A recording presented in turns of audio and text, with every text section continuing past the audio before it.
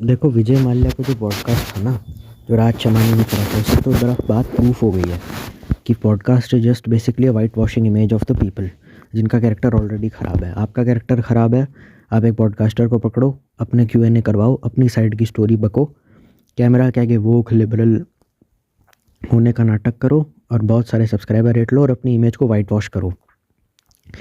पर इसका एक दूसरा पहलू भी है कि लोग तो बड़े बदतमीज़ होते हैं। हमने देखा रोडीज़ के जज काफ़ी बदतमीज़ होते हैं, स्प्लिट्सविला के रियलिटी शोज़ के जज या बहुत सारे ऐसे लोग बदतमीज़ होते हैं। पॉडकास्ट जब उनका सुनते हैं हम, तो हमें बड़े सेंसिबल लगते हैं। वो ऐसा क्यों है? उसके पीछे का साफ रीज़न ये है कि तुम अपने घरे ऑब्ज़र्व कर लो कैसा होता है। मेहमानों से पहले तुम्हारे पेरेंट्स का बिहेवियर तुम्हारे साथ कैसा रहता है और मेहमानों के बाद तुम्हारे पेरेंट्स का बिहेवियर तुम्हारे साथ कैसा रहता है। तो बेटा, इसमें कुछ नया नहीं है। तो जिस तरीके से वक्त और हालात देख करके इंसान अच्छाई और बुराई को अपनाता है, तो अजनबियों से तो अच्छी तरीके से बात करी जा सकती है ना। और पहली बात तो ये कि जो ज़्यादातर पॉडकास्ट ले रहा होता है उसकी औकात भी अगर तुमसे ज़्यादा हो, तो फिर तुम्हारी खुद की हैसियत किसी की हैसियत नहीं होती कि तुम्हें कुछ उल्टा सीधा बोल दे। क्या करण कुंद्रा ने पॉडकास्ट करा था, उस पर रोस्ट बनते थे। रोडीज़ पे तो करण कुंद्रा को भी लपेटा जाता था कि MTV से निकाले हुए बेरोज़गार जज। फिर लाफ्टर शेफ़ आया, लाफ्टर शेफ़ का फिर करण कुंद्रा ने पॉडकास्ट करा। भारती क्या करती है, जिन लोगों के साथ काम करती है उनके साथ पॉडकास्ट करती है। तो it's a very make and break deal, क्योंकि ये मतलब उनको फेम मिल जाता है, उनको कंटेंट मिल जाता है। तो जाहिर सी बात है, अजनबी है ना, अजनबी है ना, उनसे आपका कोई लेना देना तो नहीं है।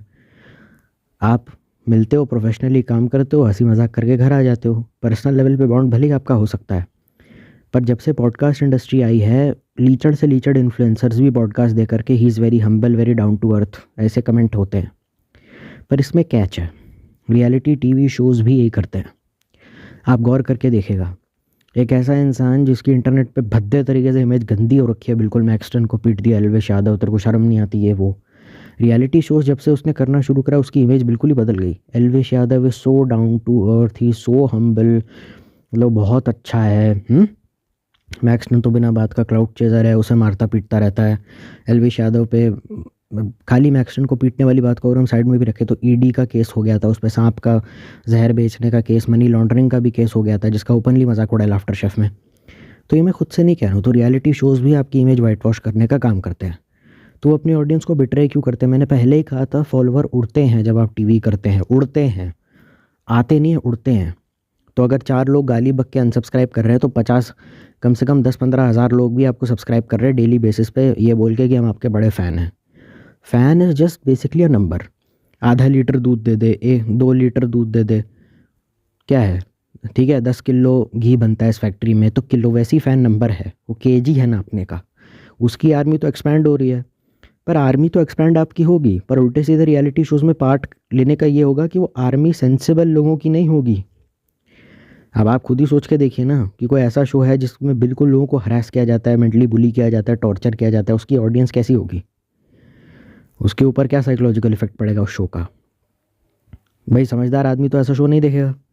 चलो ठीक है, तुमने ऐसा शो देख भी लिया और ऐसे लोग तुम्हारे फॉलोअर बन भी गए, छपरी लोग तुम्हें 10 मिल करके अगर फॉलो करते हैं, तो तुम्हें उससे एज अ लाइफ में क्या मिलेगा? इससे बेहतर है कि नहीं होते? सेंसिबल आदमी तो देखेगा भी नहीं ये सब चीज़ें। अब मैं ये नहीं कह रहा हूँ कि जो लोग रोडीज़ देखते हैं, बिग बॉस देखते हैं, उनके अभी I am not completely saying that they are छपरी, because I am with them on this one, क्योंकि TV है ना कुछ तो देखना ही पड़ेगा। तो बिग बॉस आ रहा है, चलो ये देख लेते हैं, तो इसमें हम कुछ कर नहीं सकते। पूरी तरीके से कोई सही नहीं होता, पूरी तरीके से कोई गलत नहीं होता, क्योंकि पुरानी कहावत है ना, हर एक आदमी के होते हैं बहुत सारे चेहरे, जो भी देखना सोच समझ करके देखना। तो उसकी एक अलग साइड आपको दिखाई देगी, क्योंकि आप 24 घंटा उस आदमी को देख रहे हो, तो आपको लगा यार इतना कमीना नहीं है जितना हम सोच रहे थे। पर इसमें कुछ नया नहीं है। वो अपनी बस वो साइड या तो वो सोशल मीडिया के आगे फेक कर रहा है ताकि उसको फॉलोअर्स मिलें, और अपनी हम्बल साइड दिखा रहा है। भाई, दिखानी होती तो अपनी वैसी तेरी हम्बल साइड तू यूट्यूब पे दिखा देता, या फिर तू वैसी अपनी इमेज स्टार्ट से रखता जो तेरी अच्छी साइड दिखाए। बुरी साइड को तू दबाने की कोशिश करता है, सप्रेस करने की कोशिश करता। बुराई के बीच में अच्छी साइड आ गई और अचानक से इमेज अच्छी होगी, ये बात कुछ जमी नहीं। क्योंकि जब आप अच्छी अपनी साइड दिखाते हैं ना, और जब आप अपने आप को बुरा रिप्रेजेंट करते हैं, तो आपके माँ बाप की भी इज्जत दाव पे लगती है। तो होता है कई बार यार। सो यू कैन नॉट से ब्लैंकली कि उसकी लाइफ है, वो चाहे अगर बदमाश है, जी हम तो किससे डरते नहीं, रोला चले साडा, रोला वोला तो चले साडा, लेकिन वो तुम्हारे गली मोहल्ले तक सीमित है। तुम नेशनल टेलीविजन पे आके बदतमीजी करो, गाली गलौज करो, and you expect people and sensible people to be okay with it, तो ऐसा नहीं है, क्योंकि तुम 20 करोड़ लोगों को ये दिखा रहे हो अपनी गंदी साइड। क्योंकि जो वानाबी गैंगस्टर्स होते हैं, जो सच में गैंगस्टर होते हैं, जो सच में मारपीट करते हैं, बुली करते हैं, उनका तो एरिया लिमिटेड है ना। वो तुमको तो कोई जानता नहीं है, मतलब तुम कोई फेमस नहीं हो, लेकिन तुम नेशनल टेलीविजन पे जब ये आके चीज़ें करते हो या यूट्यूब पे करते हो, तुम्हारे घर वालों को सब जगह जानेंगे। ठीक है, तो पेरेंट्स को इस बात की ज़्यादा चिंता रहती है कि देखो चीखो चिल्लाओ जो मर्जी करना है करो, पर मेरे माथे पे मत लिखो क्योंकि तुम्हारी वजह से मेरा नाम ख़राब हो रहा है। तुम्हारी शादी नहीं होगी, हम मोहल्ले में मुंह दिखाने लायक नहीं रहेंगे, तो ऐसा कुछ नहीं होता है। और जब तुमने मारपीट करी है और तुम्हारे पेरेंट्स को पता चला है, तो तुम्हारे माँ बाप ने बचपन में तुमको खूब कूटा होगा, थोड़ा बहुत डांटा भी होगा, थप्पड़ भी मारे होंगे। तो क्यों मारते हैं? क्योंकि इसलिए ना कि तुमको सुधारा जा सके। अब वो सही है या गलत है, बच्चों को मारना चाहिए नहीं मारना चाहिए, जिस दिन मैं बाप बनूंगा उस दिन बता दूंगा, मुझे उसका कुछ पता नहीं। सिंपल बात है यार, कोई हर चीज़ सवाल का जवाब मेरे पास नहीं हो सकता। मैं ये बिल्कुल नहीं कह रहा हूँ कि जो लोग रियलिटी शो देखते हैं, जो रोडी स्प्लिट्सविला या ये सब देखते हैं, सारे के सारे छपरी हैं। पर कुछ हैं जो ऐसे शोज़ में जा कर के ऑडिशन भी देते हैं। ये नया फैड या ऑर्गेज़म चढ़ गया यूट्यूबर्स को, खुद जाएंगे रोडीज़ में ऑडिशन भी देंगे और उस पर रिएक्शन वीडियो बनाएंगे। ओ माय गॉड, मैंने ऑडिशन दिया रोडीज़ का और मैं उस पर रिएक्शन दे रहा हूँ फेम और क्लाउड के लिए। मैंने हक दिया गंदी तरीके से, मैं इतना बड़ा मादर चोत हूँ। तो ये भी होने लग गया आजकल। तो इन चीज़ों का कोई इलाज नहीं है, because they want clout, they want to be on TV., they want to be recognised. और जाहिर सी बात है, जब उनको निकाल दिया जाता है तो गंदी गाली ये देते, शो बायस था, अच्छा नहीं था, हमारे साथ तो बड़ा गलत हो गया जी, हमारे साथ तो ये हो गया। देखो, मेहमान जब आते हैं या जब आप पॉडकास्ट पे जाते हैं तो शरीफों की तरह एक्टिंग करना बहुत बड़ी बात है, लेकिन रियलिटी में उस शराफत को जीना भी पड़ता है। शराफत का ढोंग करके लोगों के सामने अच्छा बनना और लोगों की सिंपैथी हिटना इज़ एब्सोल्युटली क्रैप, जब आपका रियल नेचर दिख जाता है। क्योंकि 24/7 आप ये उस चीज़ को नहीं रख सकते। पॉडकास्ट 1 घंटे में ख़त्म हो जाएगा, 2 घंटे में ख़त्म हो जाएगा, 3 घंटे में ख़त्म हो जाएगा। आमिर खान ने 5 घंटा करा, उसमें ख़त्म हो जाएगा। बट इवेंचुअली आपका रियल कैरेक्टर बाहर आ जाता है टीवी पे। इसीलिए कहीं ना कहीं लोग टीवी को ज़रूरी मानते हैं। अच्छा, अरे देखा तूने, अरे पॉडकास्ट में तो बड़ा सीधा बनता था, तो एक कैसे रियलिटी शो में गंदी गंदी गालियाँ दे रहा है, एक नंबर का चूतिया है साला। हट। किसी भी इंसान से नफ़रत करनी हो तो उसको रियलिटी टीवी पे देख लो, और किसी इंसान से प्यार करना हो तो उसको पॉडकास्ट पे देख लो, या उसका उल्टा भी हो सकता है। तो यही चक्कर है, और इसी बात का वो लोग फ़ायदा उठाते हैं, ऑडियंस को गुमराह करते हैं। और ये दिमाग से अपने बिल्कुल निकाल दीजिए कि अगर वो शॉर्ट टेम्पर्ड है, उसको गुस्सा ज़्यादा आता है, तो क्या करना चाहिए। शॉर्ट टेम्पर्ड गुस्सा होना एक बात है, पर किसी को बुली या मेंटली हरास करना बिल्कुल दूसरी बात होती है, क्योंकि वो तो गलत है ना। आप you can not just fuck with someone mental health. और हमारी जनरेशन का भी सही है, कोई किसी को रोस्ट कर रहा होता है तो कह रहे होते भाई पेलना नहीं रुकना चाहिए। भाई तेरे को कोई पेल के चला गया, तेरी हालत ना ख़राब हो जाए, तू रोने ना लग जाए, तू कैसे किसी और को बोल रहा है पेलना नहीं रुकना चाहिए। तुमको पता है उसकी लाइफ में क्या चल रहा है, उसकी ज़िंदगी में क्या चल रहा है जिसको पेला जा रहा है। हाँ, वो अगर हरकत ऐसी कर रहा है जो क्राइम व्राइम है या कुछ उसने गलत करा है तो गाली पड़नी चाहिए, गलत को कॉल आउट करने के लिए पेलो। पर ये पेलने के कल्चर को इनकरेज मत करो, उसको सुनो, देखो, एंजॉय करो, वीडियो बंद करो, लाइक शेयर सब्सक्राइब सब कर दो, लेकिन प्रमोट मत करना। क्योंकि अगर कल कोई पेलने का कल्चर सब जगह आ गया ना, तो तुम्हारी जनरेशन ही है जो सबसे ज़्यादा बकवास करती है मेंटल हेल्थ की, कि don't interfere in my personal life, मेरे तो मेंटल हेल्थ के बारे में बात मत कीजिए। अरे तुम पेलम पिलाई में रखे लगे रहोगे, पर्सनल लाइफ तुम्हारी झंड कर देंगे, और किस चीज़ को लेके पेलेंगे तुमको। हाँ, पता चले किसी MP MLA के बंदे को तूने पेल वेल दिया, उसके मजे वजे ले लिया, उसको झापड़ वापड़ मार दिया ना सस्ते अल्फा मेलों के चक्कर में, पता चले 5 गाड़ियाँ खड़ी हैं, बुलेट खड़ी हैं, घट के बाहर की, आ जा बावड़त बताते हैं तेरे को हम। जितना मर्जी जिम जा लो, तुम कोई ब्रूसली नहीं हो कि 15-20 लौंडों से लड़ लोगे आपस में। ठीक है, ये थोड़ा मुश्किल रहेगा तुम्हारे लिए, और फिर जो मम्मी पापा से गालियाँ पड़ेंगी सो अलग। तो चीज़ें होती हैं, समझने वाले का दिमाग चाहिए बस।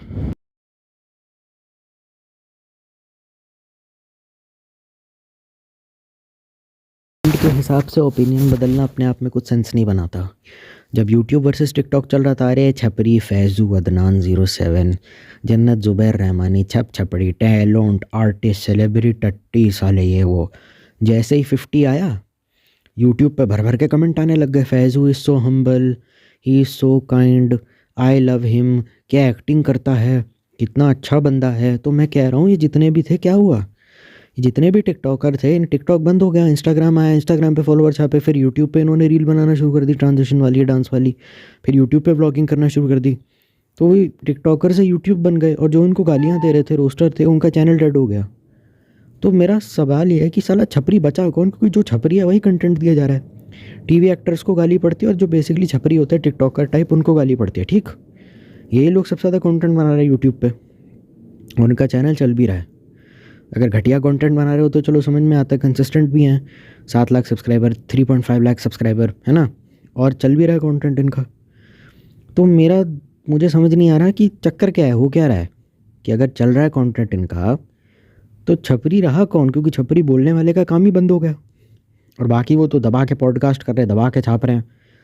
अब दिक्कत क्या है कि इसका रियल एग्जाम्पल दिखा हमें मुस्कान कारिया के रोस्ट पे। बार बार कहा जाता था ये तो 45 लाख रुपीज़ अ मंथ कमाती है, देख रहे हो, इसको बिल्कुल फॉलो नहीं करना। अरे भाई वो कमाती है तो हमसे क्या मतलब, वो जितना मर्जी कमाए। If she is earning okay, हराम का पैसा तो नहीं खा रही है। हाँ वो टैक्स नहीं भर रही तो बिल्कुल दूसरी बात है। पर literally out of every point you did, I bet you didn't know this, वो जो अपनी क्लीवेज दिखा दिखा के वीडियोस बनाती है, तुमको उससे दिक्कत नहीं है। जो डबल मीनिंग बातें करके फूड पॉर्न करती है, जो हाइपर सेक्सुअलाइज करती है फूड को और माइनर्स के दिमाग में ये बात भरती है कि women is a sex object, तुमको इससे दिक्कत नहीं है। तुमको प्रॉब्लम इससे कि 45 लाख मंथ कमा रही है, तो है ना। कोई औरत अपना क्लीवेज दिखा करके नंगे पुंगे वीडियो बना करके या अडल्ट बातें करके 45 लाख मंथ कमाती है, तो बेटा मियाँ खलीफा तो पूरी नंगी हो जाती है तो और कमाती है। मियाँ खलीफा ने तो सब अंदर बाहर आगे पीछे ऊपर नीचे दाएं बाएं, जॉनी सिंस ने अपना सबको सारा छेद वगैरह दिखा रखे हैं तो और भी कमाते हैं। तो समस्या किस बात की है कि ये कम कमा रही है, तुमको इससे प्रॉब्लम है या तुम्हें भी इसके जितना कमाना है। अच्छा हम इंजीनियर हैं, हमने तो MBA कर रखा है, हमारे 8 लाख की जॉब, और इसको देखो बिना किसी टैलेंट के सोफ़ी अंसारी वगैरह वो कमा रही है। बेटा उसके पास बेशर्मी का कीड़ा है, ठीक है। या तो तुम पैसे खर्च के इज़्ज़त कमा लो या इज़्ज़त खर्च करके पैसे कमा लो, और इज़्ज़त खर्च करके पैसे कमाओगे तो 100 गुना ज़्यादा होगी उससे जो पैसे खर्च के इज़्ज़त कमाने से होती है, या जो भी मैंने उल्टा सीधा बोल दिया। तो तुमको literally out of everything you are just, मतलब इतना इनसिक्योर हो गए हो तुम, इतने पागल हो गए हो पैसों के पीछे कि तुमको सही गलत का फ़र्क भी नहीं पता। You really want to pick this stupid debate at that point. Minors होंगे जो ये वीडियो देखेंगे, I bet you didn't know this, आज मैंने अपने नींबू को निचोड़ के उसका रस निकाल लिया, do have any idea how will they affect their mind. सच्चा अल्फा मेल वही है जो कहता है कि you know porn has just fucked up the society, और उसका जीता जागता एग्जाम्पल है नंगी पुंगे वीडियो बनाने वाले, लड़का हो या लड़की हो सब है। रैंडम यूट्यूबर्स भी नहीं, नॉर्मल लोग भी कमेंट कर रहे 45 लाख मंथ कमाती है। भाई मैं जानता हूँ तुझे बुरा लगता है, तू कॉर्पोरेट मजदूर है, तू 15,000 से लेके 25,000 महीने का कमाता है, बट ट्रस्ट मी उस लाइफ में कुछ नहीं रखा है। तुझे कैमरा के अगर मैंने खड़ा कर दिया और बोला कि चल अपना अंडरवेयर उतार या अपनी ब्रा खोल, तेरा दिमाग ख़राब हो जाएगा, तू रोएगा, क्योंकि तेरे अंदर संस्कार हैं जो तुझे ये सब उल्टी सीधी हरकतें करने से रोक रहे हैं। तेरे घर वालों की इज्जत है, ठीक है। और तुझे अगर सच में इतना पैसा कमाने का मन कर रहा है तो फिर मैं कुछ नहीं कर सकता, क्योंकि अगर जल्दी से जल्दी अमीर होना है तो उसके लिए सीधा रास्ता तो नहीं लिया जा सकता। और जो लोग कह रहे हैं ना ये 4 दिन की चांदनी वाला हिसाब है, मुस्कान कारिया आज इतने पैसे कमा रही कल नहीं कमाएगी, ये ज़िंदगी भर तक कमाती रहेगी बेटा, क्योंकि 50 लाख महीने का कमा रही है। घर भी होगा, घर होगा किराए पर डाल देगी, अगर जिस दिन उसकी दुकान बंद होगी सारी ज़िंदगी किराया खाती रहेगी। गाड़ियाँ बेच देंगी, उन पैसों की FD करवा लेगी। अगर 50 लाख रुपए की आपने FD करवा ली 20 साल की उम्र में, तो 40 साल की उम्र में आपको कितने पैसे हो जाएंगे, क्या मुझे सचमुच आपको बताने की ज़रूरत है। सेविंग और इन्वेस्टमेंट बड़ी बात नहीं होती कोई। 50 लाख में साले स्टार्टअप खोल के लोग करोड़पति बन जाते हैं, तू क्या बात कर रहा है। 50 लाख रुपए साले महीने CEOs की सैलरी होती है, ठीक है। तो ये बात मेरे सामने मत करो कि वो आज कमा रही है कल नहीं कमा पाएगी। नंगपना चल रहा है चलेगा, सवाल अपने आप से करो कि हमें इतने लीचड़ क्यों है कि हम में से ही शायद जो कोई वीडियो देख रहा है उसी का हम उसको सब्सक्राइब कर क्यों रहे हैं। नहीं वो 50 लाख कमाते हैं, तुमको क्या लेन देना भाई, तुमको इतना लेन देना, जाओ चड्डी उतार दो अपनी कैमरा के आगे। तुमको अगर इतना कमाना है तो तुमको सच में करना है ये।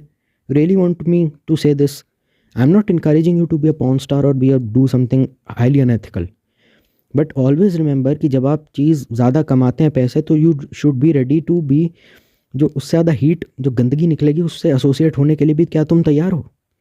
ऐसा हो सकता है क्या कि हम कोई शरीफों वाला काम करें जिससे माँ बाप की इज्जत भी और मिले और महीने का 50 लाख भी आ जाए। बेटा उसके लिए फिर MIT जाना पड़ेगा, IIT भी नहीं, MIT जाओ, या फिर IIT जाके 1 करोड़ का पैकेज फोड़ो, उसके अलावा कोई दूसरा रास्ता नहीं। IIT IIM सिविल सर्विस वगैरह वो जो भी है, ठीक है। तो ये नाटक मत करो मेरे आगे।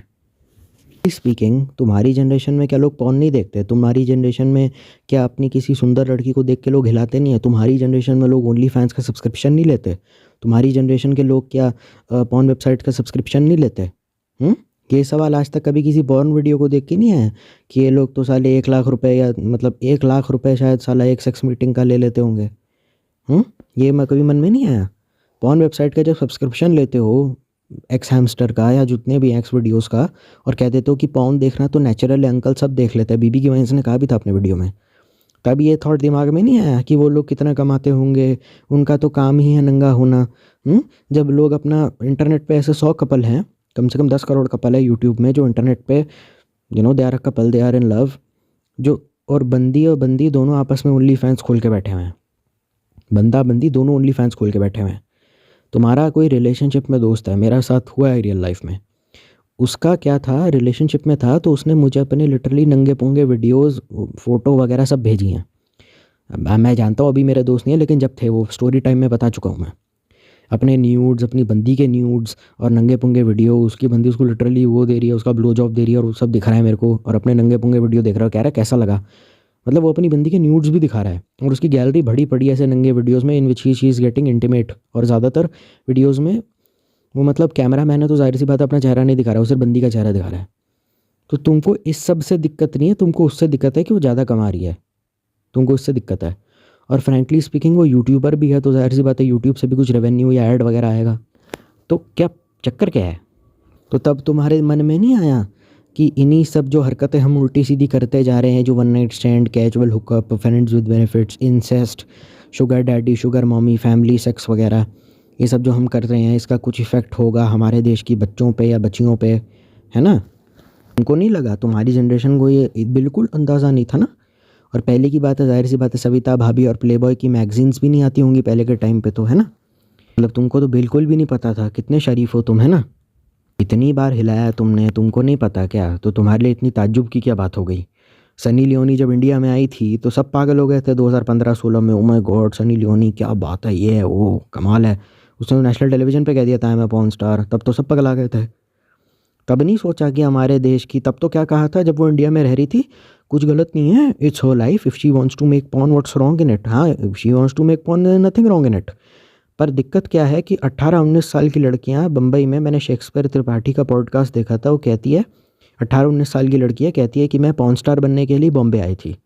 तो कल को तेरी बहन या तेरी फैमिली से या तेरी होने वाली बेटी कल को ये कहे कि भैया पापा मुझे अपना पैशन फॉलो करना है और मैं पॉर्न स्टार बनना चाहती हूँ, तब तू बोल देगा ना it's her life, let her do whatever the hell she wants.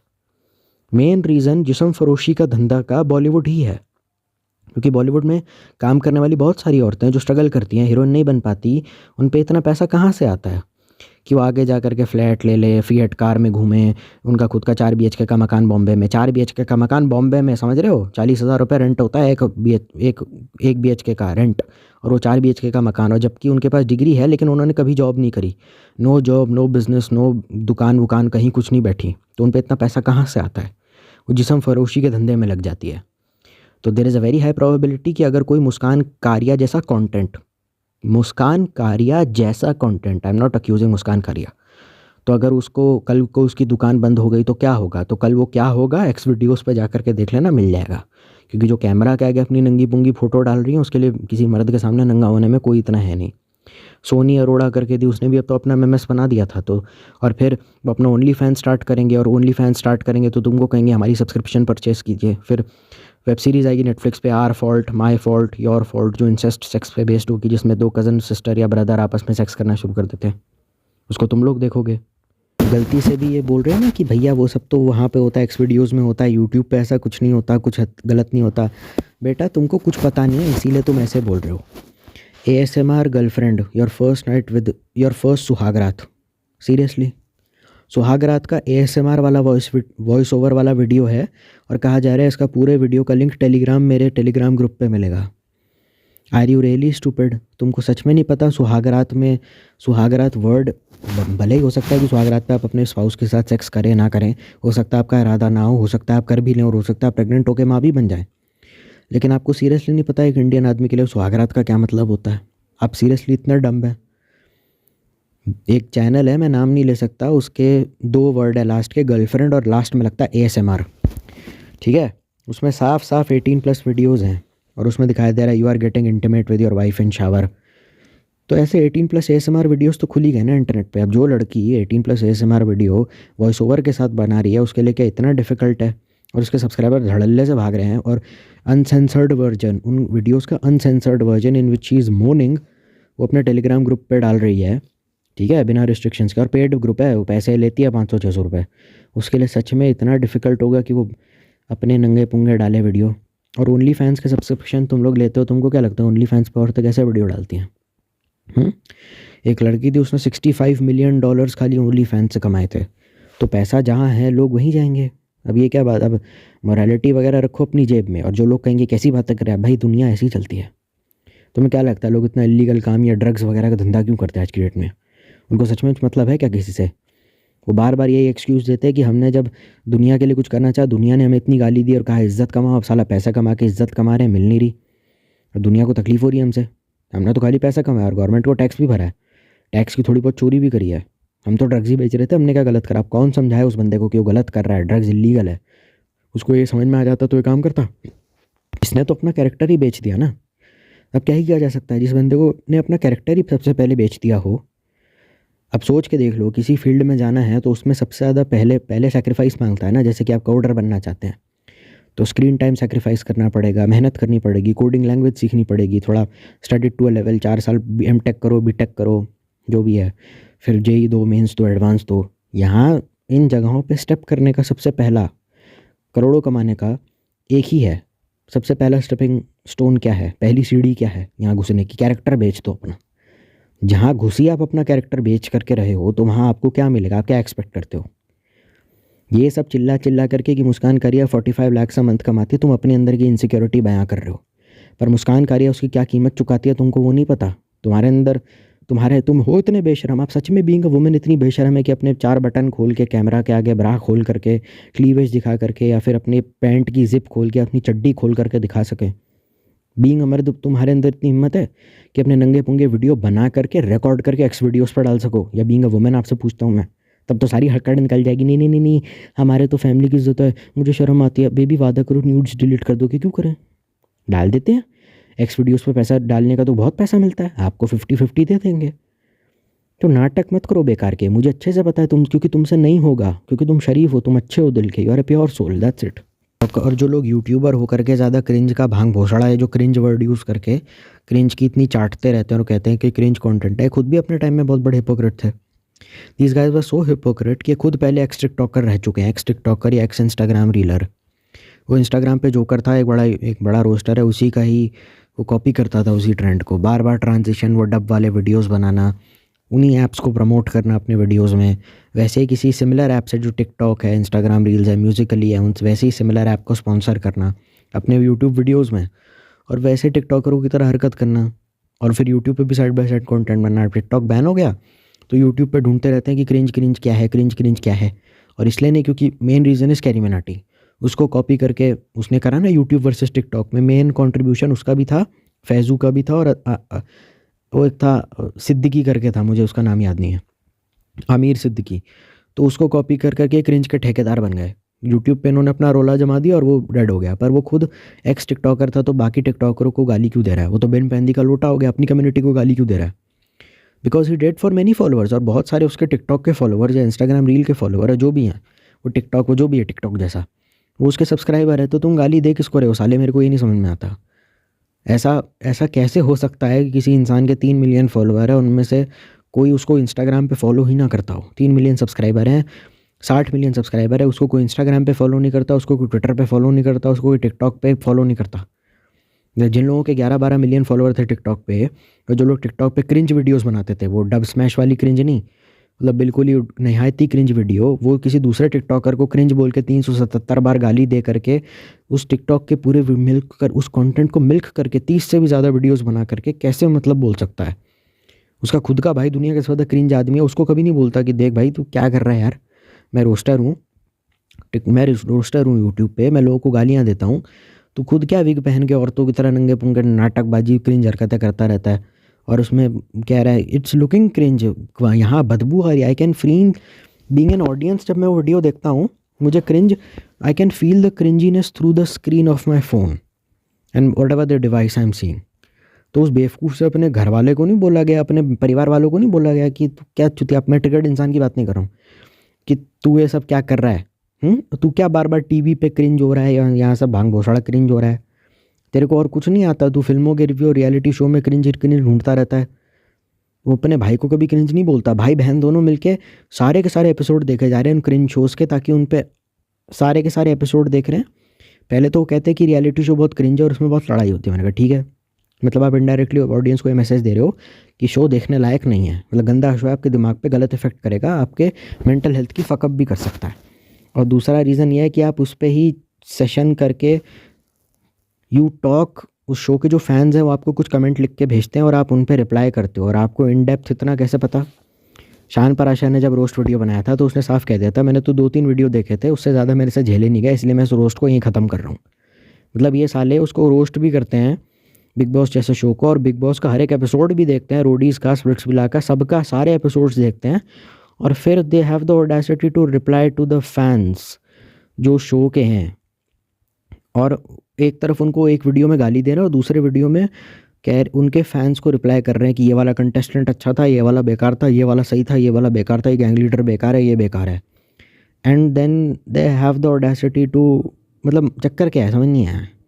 Because they don't have any centre, they simply enjoy those cringe shows. उनको बिग बॉस अच्छा लगता है, रोज़ बिग बॉस देखते हैं, रोज़ बिग बॉस पर रोस्ट बनाते हैं, कहते हैं घटिया शो है, आपको मैसेज देते हैं कि इस गंदे शो से दूर रहिए, खुद भी क्रिंज हरकतें अपनी वीडियो में करते हैं कॉमेडी के नाम पे, और फिर then they have the audacity to come and YouTube पे आके चुगली करते हैं, कहते हैं कि हाँ चुगली लड़कियों की तरह से औरतें नहीं करती, कि देखो ये तुमने देखा अमाल मलिक ने कैसा करा। हाँ यार सीरियसली, इसको इतना डिटेल में कैसे पता कि अमाल मलिक क्या करता है बिग बॉस में? 2-3 एपिसोड तुमने रोस्ट वीडियो बनाने के लिए देख लिए, कंटेंट लेने के लिए समझ में आता है, but you are watching something on a daily basis and then you have the audacity to call that out and you find that entertaining as well.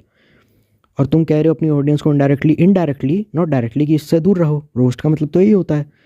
मतलब ये चमत्कार या जादू मैं पहली बार देख रहा हूँ कि किसी इंसान पे रोस्ट बन रहा है, उसे गालियाँ पड़ रही हैं, then you have the guts and audacity to collab with that गाय।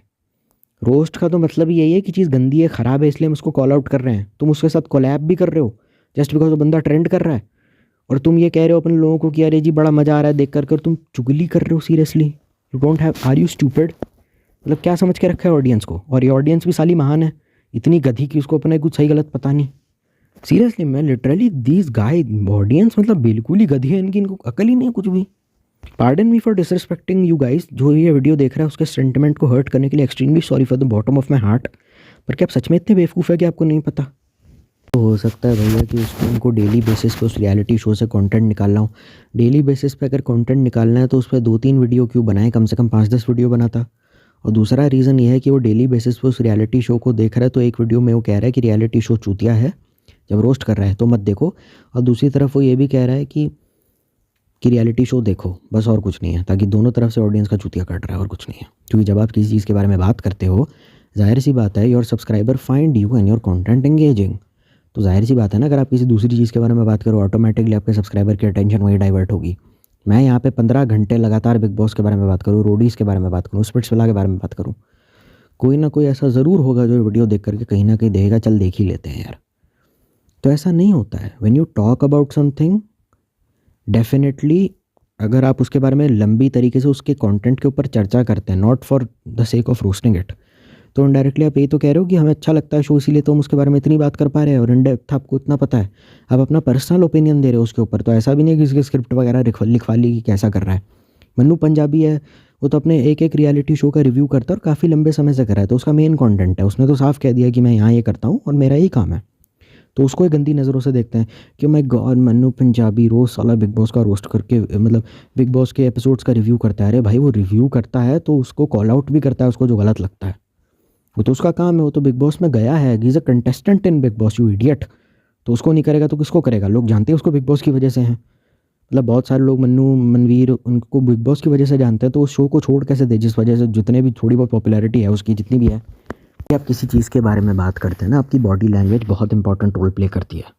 अगर मैं एक बिग बॉस के बारे में बात कर रहा हूँ और मुझे गुस्सा आ रहा है, तो जाहिर सी बात है मैं I don't like Bigg boss. लेकिन जब मैं किसी रियलिटी शो के बारे में बात करता हूँ जिसको मैंने ऑलरेडी क्रिंज, घटिया, वाहिया, टट्टी, चूतड़ ये सब बोल रखा है, and I am excited to talk about it, I am feeling nice, मेरी पर्सनैलिटी, मेरा बॉडी लैंग्वेज, मेरा एटीट्यूड, मेरा बिहेवियर, मेरा नेचर कैमरा के सामने एक्साइटिंग और एक्साइटेड लग रहा है, और वो बिल्कुल भी एक्टिंग नहीं, एकदम नेचुरल है। एक्टिंग कर रहे हो तो चलो समझ में भी आ जाता, हो सकता है शायद अच्छा एक्टर हो भी, थिएटर वगैरह करते हो तो देख के समझ में आ जाता है ना, दैट क्लियरली इंटरेस्ट मी। अब मेरा एटीट्यूड, मेरे action speak more louder than words.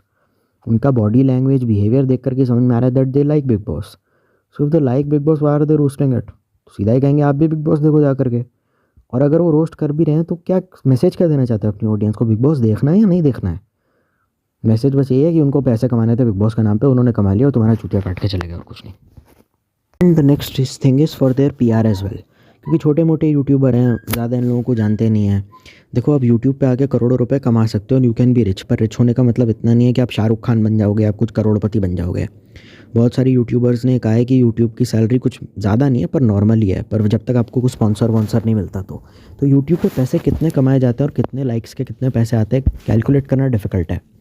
तो they are just pretending to manipulate the audience. उस शो के बारे में वो फैंस के कमेंट्स पे अगर रिएक्शन दे रहे हैं तो दैट क्लियरली प्रूव्स कि अपनी PR करना चाहते हैं। दे वांट टू शो कि देखो हम कितने अच्छे हैं, हम कितने हैं, हम आपके साथ रेगुलर टच में रहते हैं, हम कितना आपसे प्यार करते हैं, हम आपसे रेगुलर टच में रहते हैं। वो फेक नैरेटिव को भी साथ में प्रमोट किया जा रहा है कि देखो हम आपसे कितना प्यार करते हैं, बीइंग अ फ़ैन आप हमारे लिए कितना मैटर करते हो। और वीडियो के एंड में बोलेंगे like share and subscribe to my YouTube channel, notification on कर दो ताकि जब भी मैं नया वीडियो डालूँ आपको पता चल जाए। तो वो अपनी PR भी करवा रहे हैं because they are not rich enough to hire a PR। They are not rich enough कि उनके फ़ैन पेजेस हों इंस्टाग्राम पे, ट्विटर पे, फेसबुक पे। तो बेसिकली वो ये नाटक करते हैं कि एक तरफ गाली देंगे बिग बॉस को, फिर बिग बॉस के बारे में एक्साइटेड होकर के बात करेंगे, क्लियरली शोइंग कि they like Bigg Boss, and then जाहिर सी बात है फैंस के कमेंट्स पे रिएक्ट करेंगे और उस पर अपना रिप्लाई देंगे। तो बेसिकली मन्नू पंजाबी का पूरा फॉर्मेट कॉपी किया इन्होंने। वो भी यही करता था, लाइव आता था रोज़ और बिग बॉस के बारे में बात करता था और फैंस का भी मैसेज पढ़ता था, अपना ओपिनियन देता था। लाइव आना, किसी चीज़ पे अपना ओपिनियन देने में कुछ गलत नहीं है, पर लोगों को ये दिखाना कि हम आपसे प्यार करते हैं और देखो मैं अपने फ़ैन से 1:1 करता हूँ, मैं उनसे कितना कनेक्टेड हूँ, मेरे अंदर बिल्कुल ईगो नहीं है, मैं एकदम सेल्फलेस आदमी हूँ, ये झूठा नैरेटिव फैलाना अपने आप में बेकार बात है।